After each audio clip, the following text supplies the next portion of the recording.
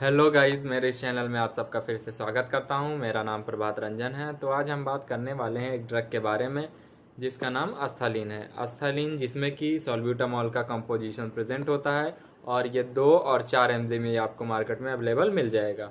और इसके यूज़ की बात कर लें तो ये जनरली अस्थमा में यूज़ किया जाता है। अस्थमा यानी कि हमारे फेफड़े में स्वेलिंग आ जाना, म्यूकस फॉर्मेशन यानी कि कफ जमा होना, और हमारे एयरवेज का नैरो हो जाना यानी कि श्वास नली का पतला हो जाना। और दूसरे इसकी बात करें यूज़ की तो ये ब्रोंकाइटिस यानी कि inflammation of alveoli in your lungs. आपके फेफड़ों में जो एल्वियोली होती है उसमें इन्फ्लामेशन हो जाता है, तब भी हम इसका यूज कर सकते हैं। और चौथा है COPD, chronic obstructive pulmonary disease, यानी कि इसमें कि हमारा जो एयरवे है वो ब्लॉक हो जाता है, सांस लेने में आपको दिक्कत आती है। और अस्थलीन के वर्क की बात करें तो अस्थलीन टैबलेट लेने के बाद जो हमारा रेस्पायरेटरी सिस्टम होता है, जिसमें कि रेस्पायरेटरी ट्यूब जो है वो पतली हो गई रहती है, नैरो हो गई रहती है, इस टैबलेट को लेने के बाद उसमें जो म्यूकस का फॉर्मेशन हुआ रहता है उसको ये डायलेट कर देता है, पिघला देता है और एयरवेज को फ्री कर देता है और हमें सांस लेने में आसानी हो जाती है। और अब हम चलते हैं इसके साइड इफ़ेक्ट के बारे में जानने के लिए, जिसमें कि इसका सबसे पहला साइड इफ़ेक्ट है हेडेक यानी कि सर दर्द होना। और इसका दूसरा साइड इफ़ेक्ट है डिजीनेस यानी कि बार बार घबराहट होना।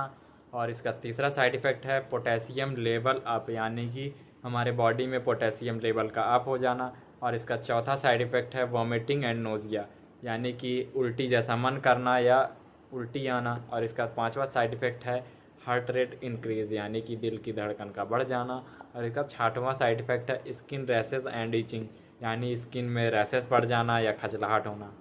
और अब हम इसके डोज की बात कर लें तो जिसमें कि ये 1 mg, 2 mg और 4 mg में ये अवेलेबल होता है, जिसमें कि 1 mg जो है वो चिल्ड्रन के लिए चलाई जाती है और 2 mg और 4 mg जो है वो एडल्ट के लिए चलाई जाती है।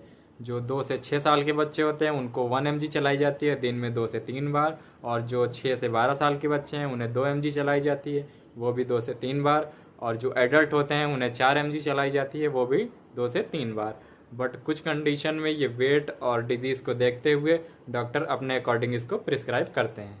और इसके प्रिकॉशन की बात कर लें तो ये एंजाइना के पेशेंट को नहीं लेना चाहिए, प्रेग्नेंट वुमेन को नहीं लेना चाहिए, हाइपरटेंशन यानी कि बीपी के पेशेंट को नहीं लेना चाहिए, और डायबिटीज़ यानी कि शुगर के पेशेंट को ये नहीं लेना चाहिए।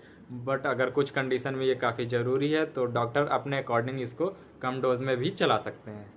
और इसके ड्रग इंट्रैक्शन की बात कर लें यानी कि इसके साथ कौन कौन सी दवा नहीं लेनी है, तो जितनी भी बीटा ब्लॉकर ग्रुप के ड्रग हैं उन्हें नहीं लेना है, जैसे कि मेटोप्रोनॉल, प्रोपेनॉल और एटनेनॉल। इस टाइप की कोई भी दवा नहीं लेनी है।